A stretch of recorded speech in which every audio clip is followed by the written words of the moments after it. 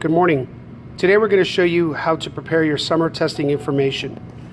You would have received from me last week an email containing this following document. This document will help you prepare the information necessary to inform the summer testing site and the summer testing coordinator of the accommodations and of the students that need to test from your campus. Here you're going to see an example of a student that needs to take one test. This particular student needs to take the math test, as you see here. All information has been filled out by the testing coordinator at the previous campus. The student's name, their local ID, their PEIMS ID, the reason why the student isn't going to be testing in the reading test, in this case is previously passed.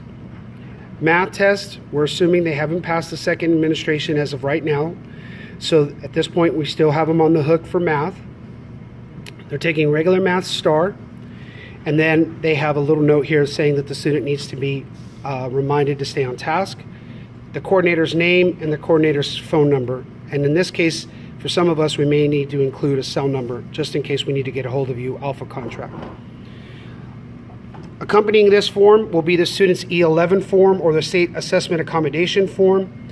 This is the original form filled back out when the ARD took place for this particular student. It's a special ed student with all the same pertinent information.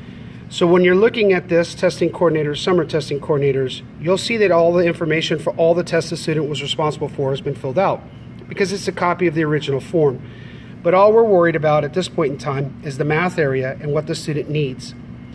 With that, the coordinator from this school, in this case our example it's Jaffet, will also include the supplemental aids as indicated by the E11 form. Let me get it for you. So it has supplemental aids checked off. And in this case, these are the two supplemental aids that this particular student will need. Now, your responsibility as the testing coordinator is to take these forms, compile them,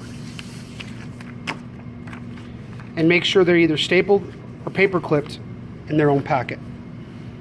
Then you will take that, get an envelope with your campus name on it, and then indicate how many students you have inside the folder. So in this case, there'll be 14 for 5th grade, 7 for 8th grade, and we will stick this inside the folder. Now, before we finish, we want to show you another example. Here is the testing form for another student, but in this case, this student is not going to test.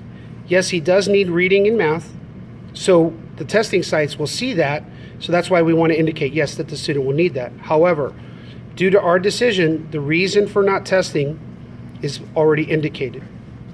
Now we're going to go one step further and show you how to take this information and have it appear in TestTown properly.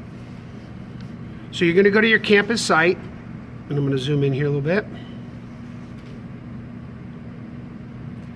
And you're going to select Students. In this case, you're going to find the students that are needing to retest. This particular form was for Daniel, so we'll select on Daniel's name.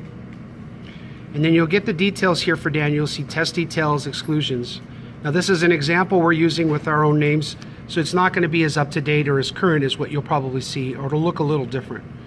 In this case for Daniel, we're going to click on exclusions. And let me zoom out just a bit here. Come in focus.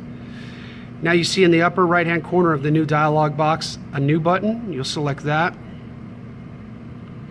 You'll have to select the grade level of the student and then the course. In this case, we'll start with math.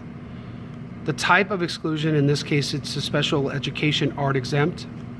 The date that that was processed, and any notes you might want to remind yourself of. You hit submit,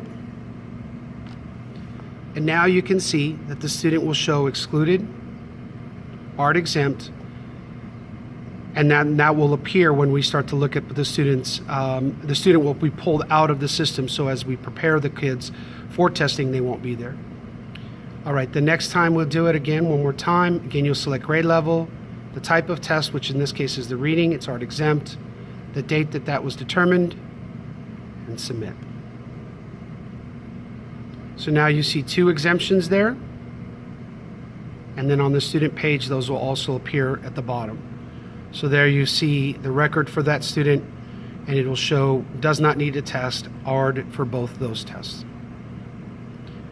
All of these items are to be done, this part needs to be done by Thursday, and these forms need to be turned into the office by today at 4 p.m. Thank you, and give us a call if you have any questions. Bye-bye.